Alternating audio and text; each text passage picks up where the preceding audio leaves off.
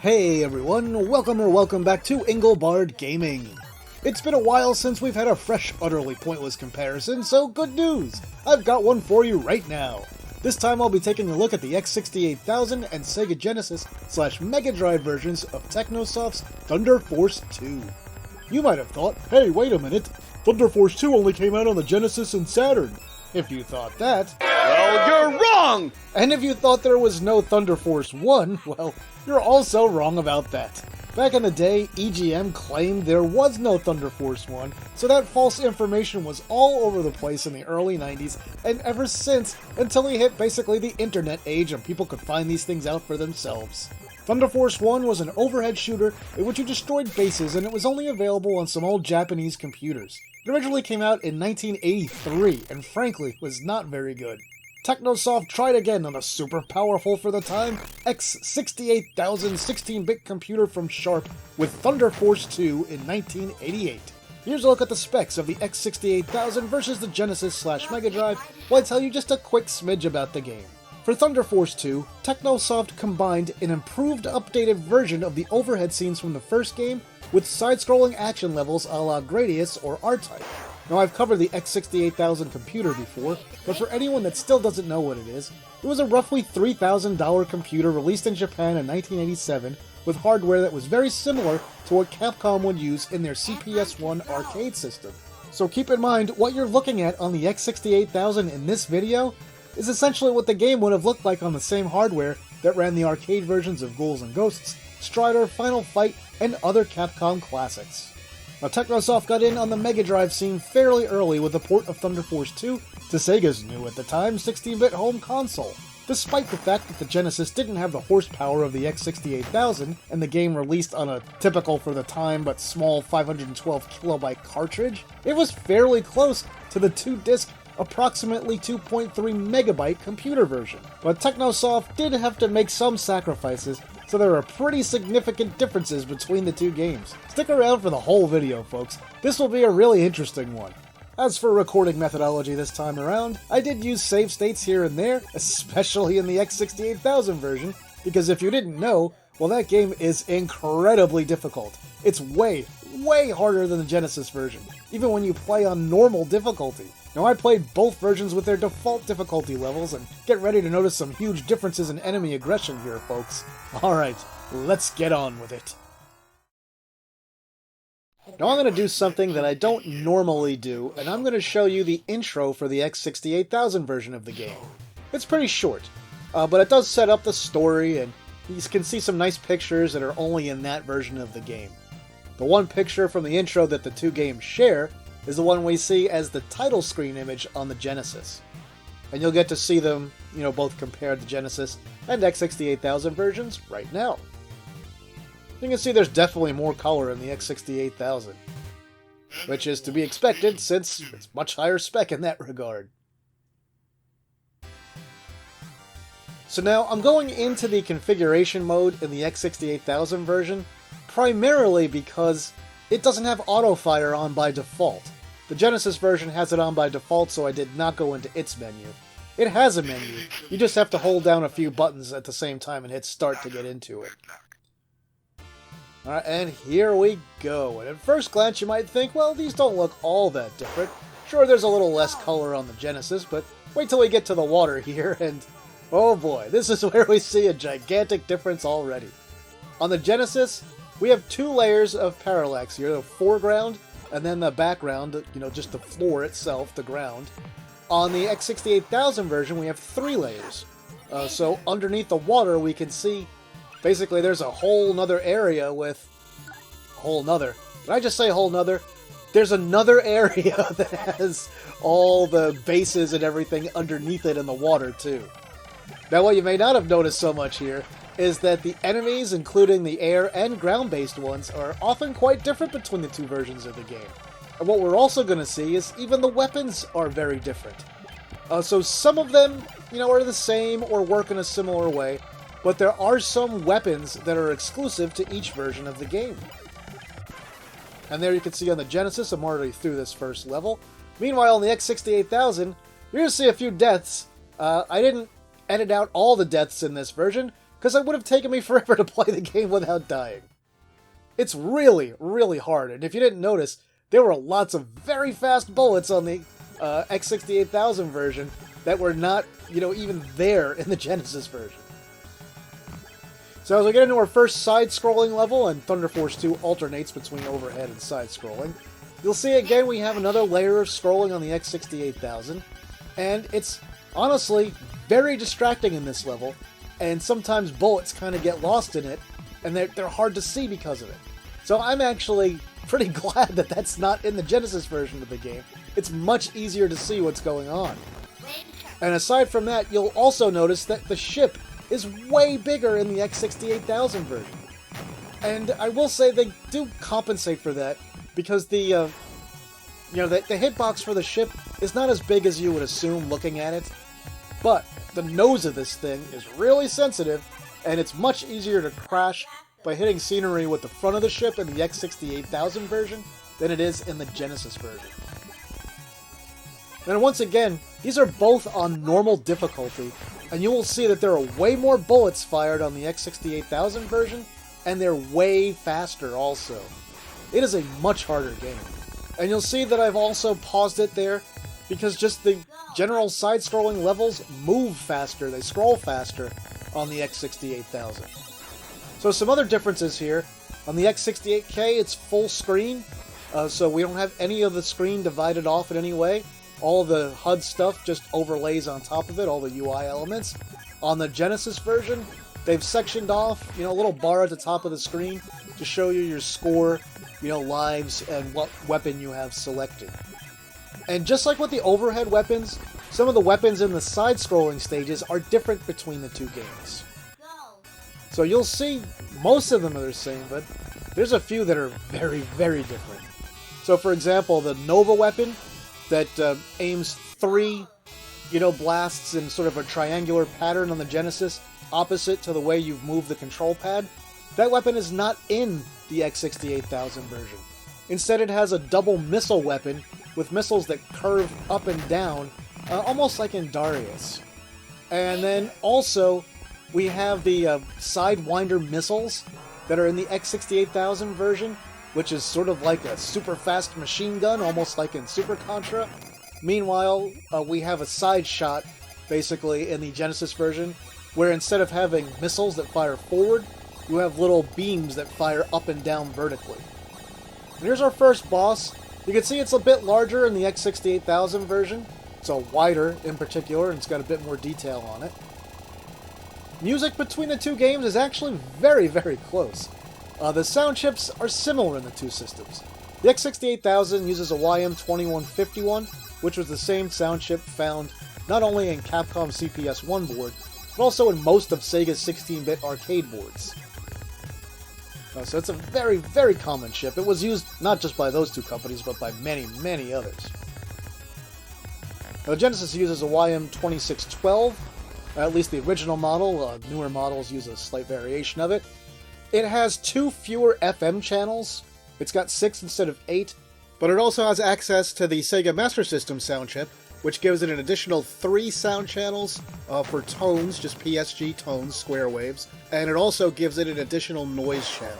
And it can use that in conjunction with the regular FM chip. Alright, so here's our next overhead stage. We're on stage 3 in both versions of the game here. And the layouts up to this point are pretty similar. So some things are slightly different in the X68000 version and are a little more compressed and cramped, which is kind of odd considering it's on a much bigger storage medium.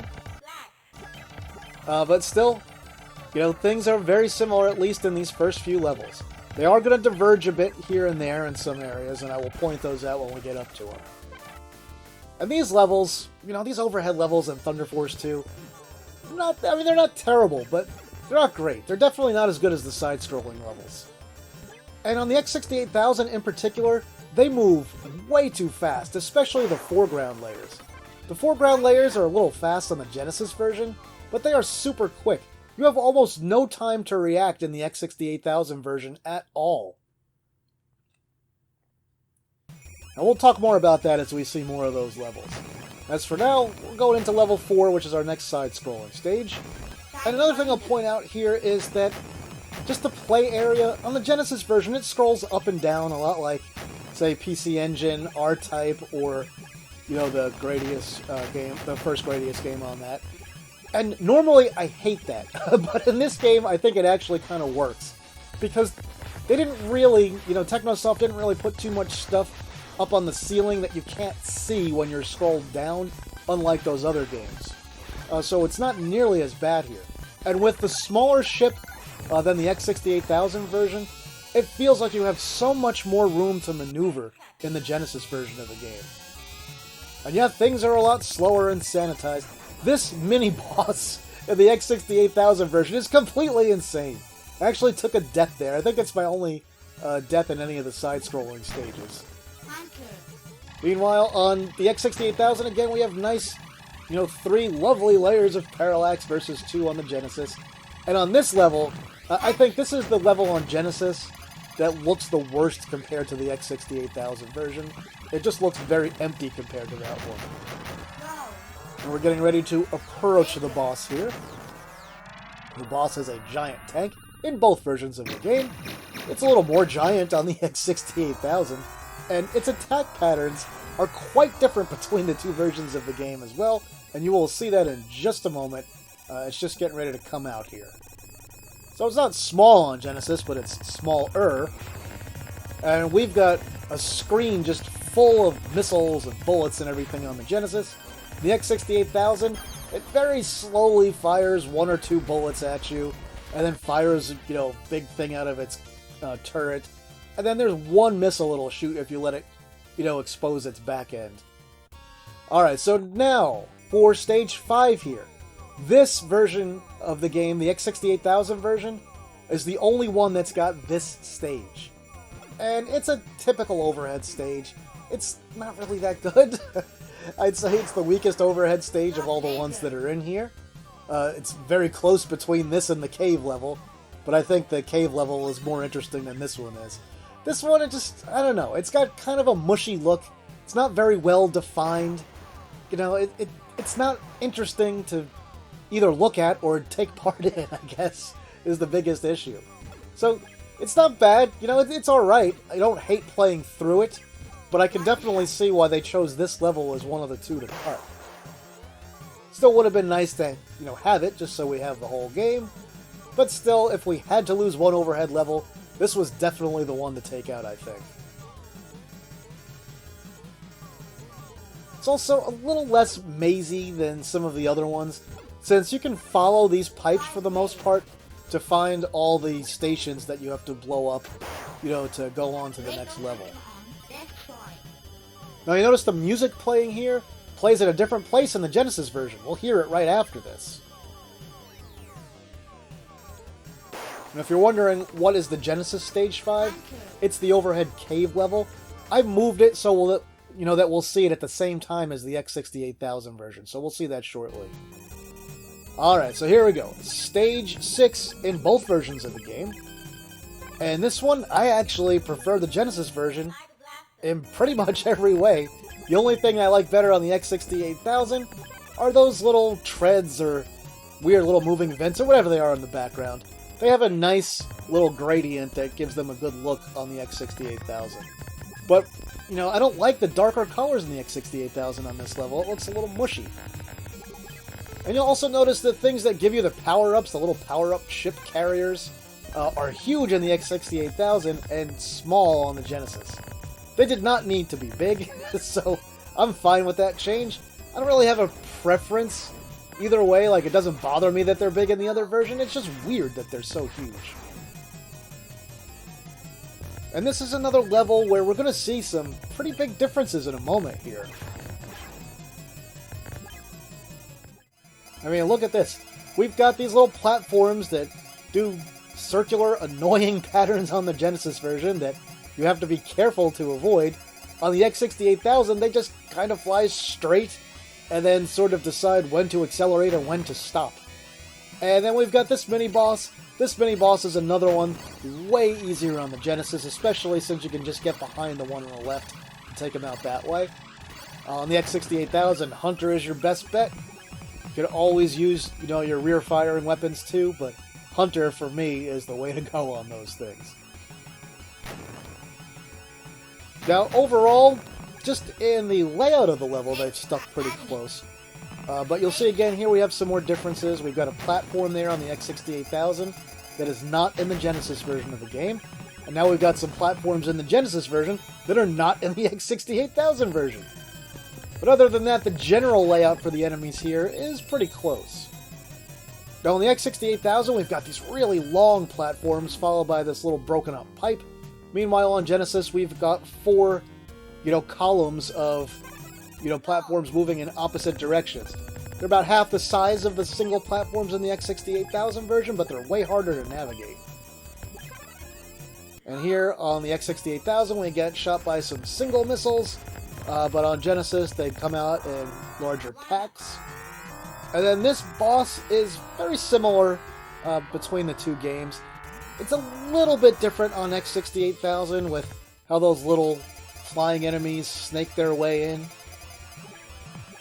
But the boss itself, is kind of the same. And then in the Genesis version, they added that snake thing that comes out of the ceiling and fires a spray of bullets at you every now and then, too.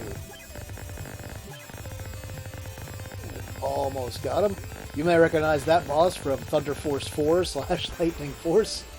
They play a little joke on you in that game by having you fight something that looks like that, and it ends up being something a lot bigger and nastier than that. Alright, so this is level 7 in the X68000 and level 5 on Genesis. I just moved them together since it's the same general level. You can see on Genesis there's a lot different enemies here. These are not at all what we see in the X68000 version. We've got these big spherical things that block your bullets that make it hard to shoot out the parts of the scenery that you can blow away. All those little rock clusters. So if you're not careful, you'll fly through them, and lose a life. In the Genesis version of Thunder Force 2, speaking of losing a life, this is the only area, the only level in the whole game where you'll see me do that, and I do it on purpose to save time from having to do a bunch of flying around, so I can take out the bases faster. I do it right before the last base. I fly through a bit of scenery. Just what I've pretty much always done, how I've handled this level.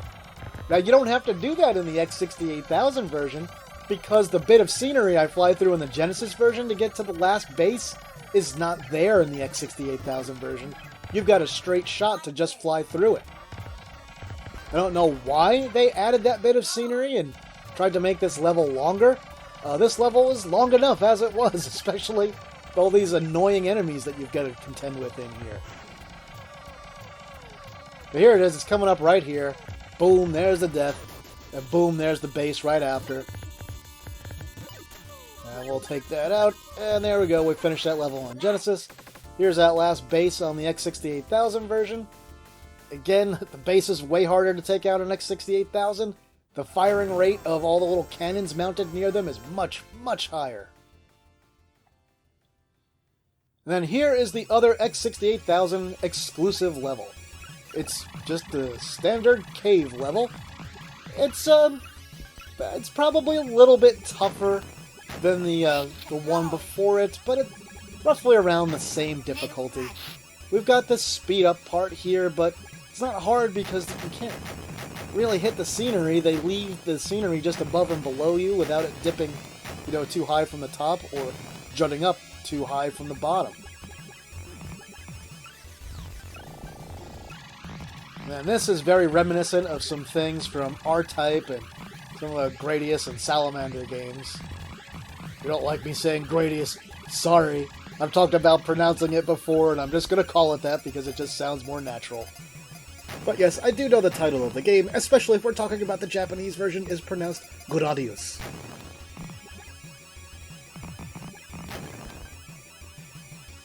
Anyway, as we go on here, you can see it's all enemies we've dealt with before, except for these snake-like things that jut out of the ground.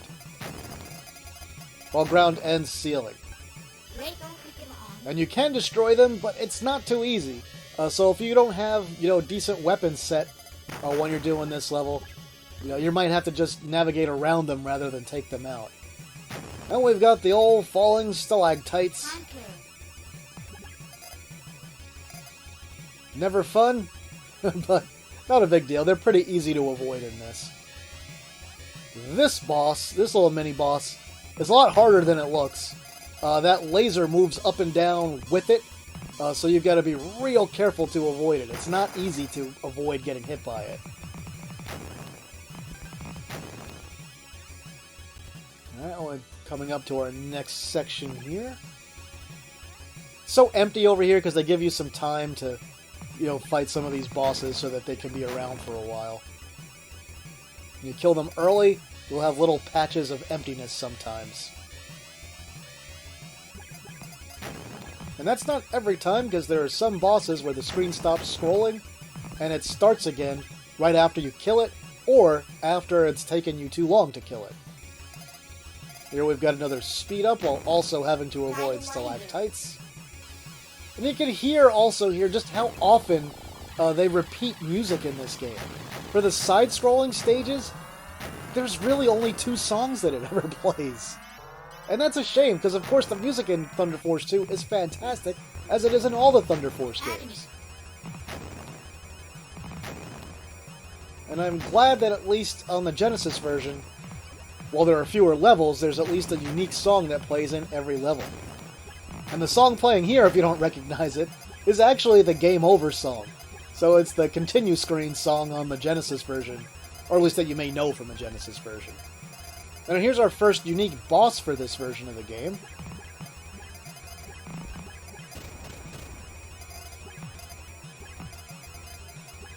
You gotta be real careful with positioning here.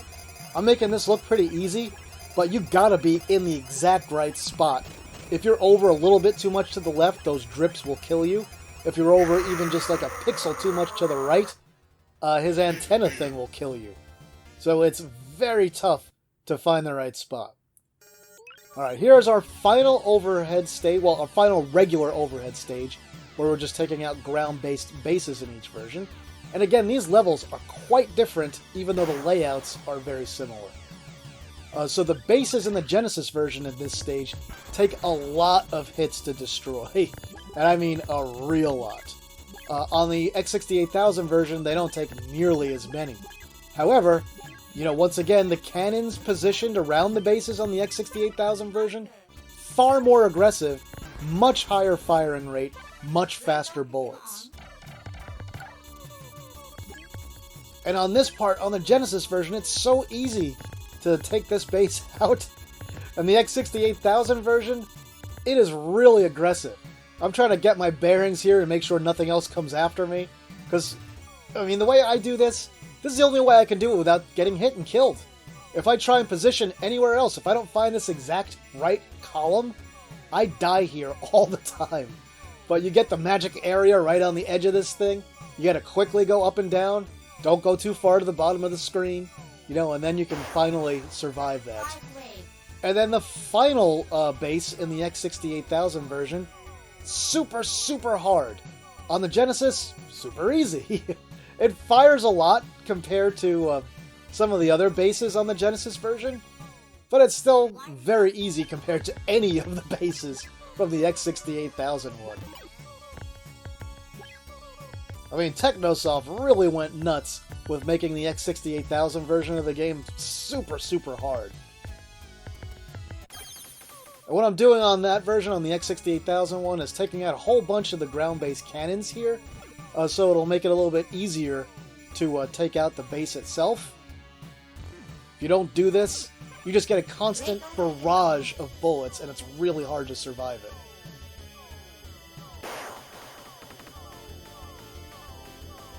So there you go. Finally we made that one. Also very important to get out of that level with the laser. You'll see why after we finish up this level. So here is the temple, the final side-scrolling level. And just like the first side-scrolling level on the Genesis, we have this weird vertical scrolling thing going on the third layer. And it's, again, much more of a distraction than anything else, but it's kind of out of the way now. Now, the enemies that we see here are quite different. We've got a mini-boss in the X68000 version. Looks like it was easy to take that out. It's not. Really, you've got to have a hunter get a bunch of shots in, position yourself carefully in that corner, and hope that you get him on that go-around, because if he comes back for another cycle, it's a huge problem. Now, the overall layout just of the ground, the structures, is the same. What's different is the enemy layout on this one, and the enemy patterns, and the ways they attack in a lot of cases.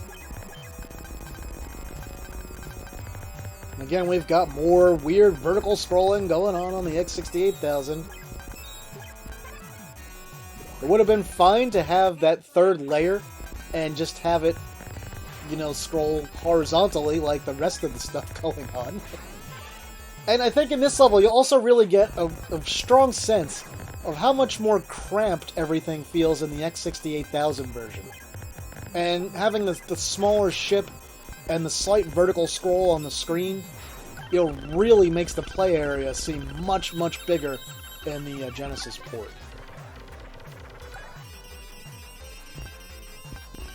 Again, we're going to see some major differences with enemies coming up, even though the layout is still pretty much identical. We're going to have another section coming up where we fight, another repeat mini-boss in the X68000, whereas the Genesis version just does something completely different. Does it in the same spot, and I'll point that out. You'll see it in just a moment.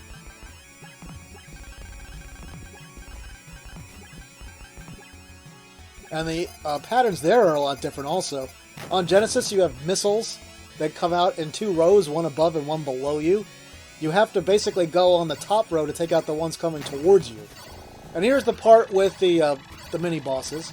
So you can see, X68000, we're fighting those ones that attack you from the front and back again.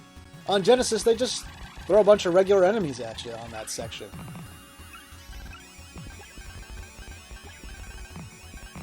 And we are making progress towards the end here. We still got a little ways to go. I will also say that the laser weapon seems to be a bit more common in the X68000 than the Genesis. Particularly the overhead level laser weapon.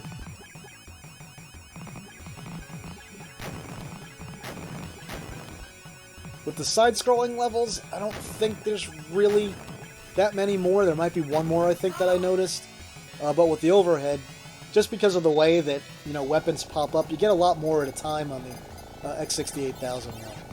So this mini-boss is very similar between the two games again. It was bigger, a little bit wider on the X68000 version, a little bit thinner on the Genesis. Behavior is similar, but it's easier, definitely, to take down on the Genesis one, even though it took a little longer. Now we're coming up to a speed part. This one, you do have to be very careful to avoid the scenery as it speeds up.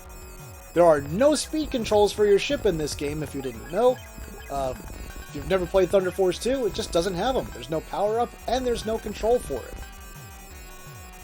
And you might not be used to that because most of the other Thunder Force games do let you control speed. And they let you do it manually on the fly. But here we go. Pretty easy to smack into the scenery here, especially in the X68000 version. I mentioned that nose on the front of the ship, is particularly good at smashing into things on the X68000, and I meant it. But I also want to state here that the music in the Genesis version is unique to this version of the game in this level. That temple level song, and I love it. Listen to that outside of the game in the sound test, with none of the other game sounds going on and with good headphones, and you're going to hear some awesome FM stereo on there. And then just this incredible fullness that you didn't hear in a lot of Genesis games, which is crazy considering this is one of the earliest Genesis games. Now this boss is very different in the two games. You can see in the Genesis version it enters from the back of the screen. On the X68000 it enters from the front. And there I am with the Sidewinder missiles equipped on the X68000. It's just easier to fight this boss with it. And then as we take out the barriers and stuff, on the Genesis version, it does these vertical fire, these columns of horizontal fire. Meanwhile, on the X68000 version, it does a much more Gradius-like spread of fire. Something like you might see in a lot of their late-stage bosses. Alright, there we go. The final side-scrolling stage is complete. Now we've got our last stage of the game, which is overhead, but quite different. and very different between the two versions of the game. There's a foreground layer that moves by itself in the X68000 version, and it is very easy to smash into it and die. It gets in the way while you're fighting this ship and trying to take out the various base stations on it. Now, on the X68000, they look just like the regular bases that were land-based bases in the prior overhead levels. On the Genesis, we have a whole different thing, and it doesn't just shoot regular bullets at you, it shoots very fast, giant rings at you that are very hard to avoid. Now on the Genesis, we also have the background layer scroll way faster than the ship. Meanwhile, the background layer on the X68000 moves very slowly because it's far below. And it's obviously far below. I guess we're supposed to think that the ship is maybe moving, against it, going in the opposite direction or something to make it look like it's going faster than it really is. I don't know. Anyway, I take a different tact in handling this level in both versions of the game because of that background. So on the Genesis, I go through and I take out all these guns. This is the main shaft that we have to go through at the very end to defeat the final boss here. But you can't do it yet. You can't do it until all the bases are taken out. So on the Genesis, I do it because it's easy to take the guns out now. On the X68000 version, I was gonna do that, but the stupid foreground got very much in the way, and it was just wasting way too much time waiting for it to scroll by and for me to get around it. So don't worry, here I grab a barrier on the Genesis, which makes it super easy to take out the last two of these little base stations. And then the foreground mercifully goes away on the X68000, and we are left with just a space background that scrolls really fast in both versions. So we've got to make our way up to the top of the ship, and then go down that shaft and shoot that thing in the middle, which serves as the final boss of the game. It can fire a very large laser at you and kill you, but that's alright. I got plenty of lives in both versions. I don't care about that. I'm gonna win.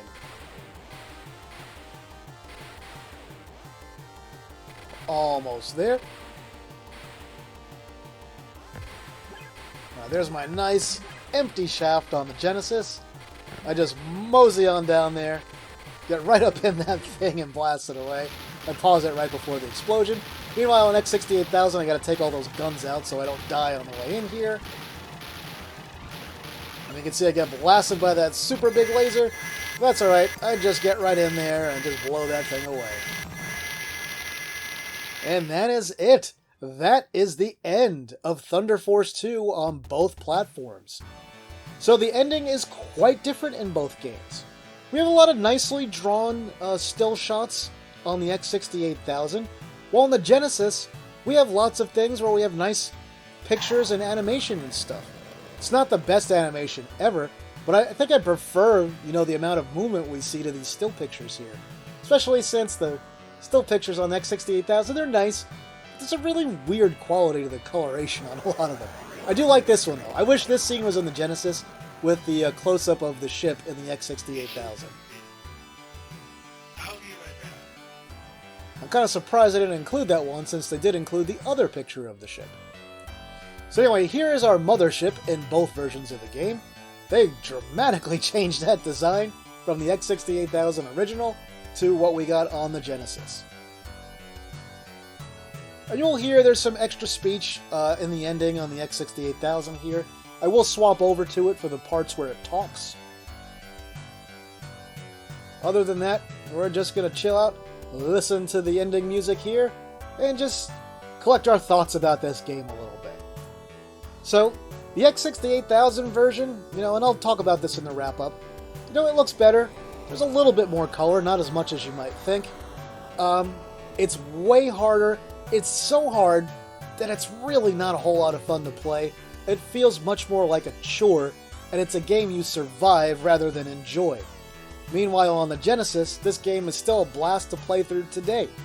It's not as good as Thunder Force 3 or its sequel on the Genesis, but it's still really good. And when this came out, this was a very early game. This was competing, basically with NES shoot-em-ups. And this was way more advanced than those. This was like playing an arcade quality game at home at that time. And the only other real competition that was out At roughly the same time was R-Type for the TurboGrafx-16 in the US, which I also had, and this game, just visually, looked like a much more complicated and more advanced game than PC Engine R-Type. I'm not dissing that game, I love R-Type. But we had full parallax scrolling on the Genesis here. We had, basically music that sounded much more like music from arcade games at the time. We had more going on the screen. Just everything about it screamed arcade quality, at a time when that hadn't been a thing at home yet. So this really helped elevate the gaming experience that people could have, back in late 1989.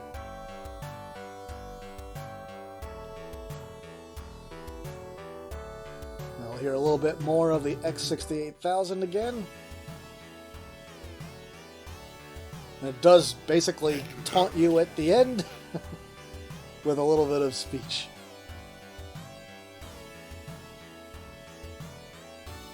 And we'll hear that coming up in just a moment.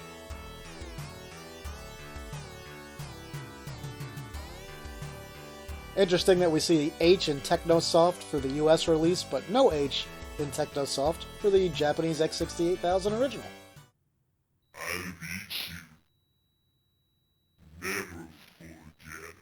Alright, and as that scrolls away, our final bit of text, that is the complete end of Thunder Force 2. So stick around for a wrap-up, we're just about done.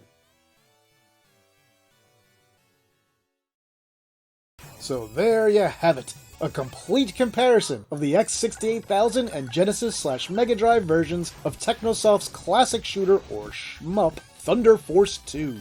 Now I hope after you've had the chance to see these games side by side, that it might have broken a few preconceived notions you may have had, because so much quote-unquote internet truth out there says that the X68000 version of the game is just night and day better than the Genesis version. Now obviously, the X68000 version has several parts that look much nicer as you'd expect, but a bunch of the enemies look worse, the play area feels cramped compared to the Genesis game, it repeats music way too often, and it is just a significantly less refined game. I appreciate the 2 extra levels, but the overhead one is just kind of a throwaway, while the extra side-scrolling level is just alright. The insane difficulty of the X68000 version also makes it an absolute chore to play through. So which one is actually better then? And, well, here's where I come down on that question. The X68000 version just overall does look better, no question about it. The music, I'd say, is pretty even between the two games, and the sound effects are really a personal preference. The X68000 version has a bunch of digitized explosion sounds, but a lot of the effects in that version are honestly pretty annoying. Now if you want a super hardcore arcade-like challenge, well, then the X68000 version is the one for you. For the general gaming populace though, and I'm talking about people who enjoy a fun shooter every now and then that offers up some challenge without being, incredibly frustrating, I think the Genesis version wins hands down. It's a much more refined experience, and it's much more enjoyable to actually sit down and play. And that tempo level song exclusive to the Genesis version is insanely awesome. Now the X68000 version of Thunder Force 2 is fun to visit and take a look at, and it's fun seeing the many differences between the two games. But from a gameplay standpoint, there's really no comparison when it comes down to which one is more fun. So tell me, what did you think of each version of Thunder Force 2? Was this your first time seeing the X68000 version? Have you ever suffered through its insane difficulty and actually finished it? Which version do you like better? Tell me all about it in the comments. That'll do it for this video, my retro gaming friends. If you enjoyed it, please like it and share it online somewhere. If you haven't yet, please subscribe to the channel and hit that notification bell so you won't miss any of my videos. If you want to support the work that I do here, you can do that on Patreon, Ko-fi, or right here on YouTube through things like channel memberships and super thanks. With that, I'll say thanks for watching, and see me later.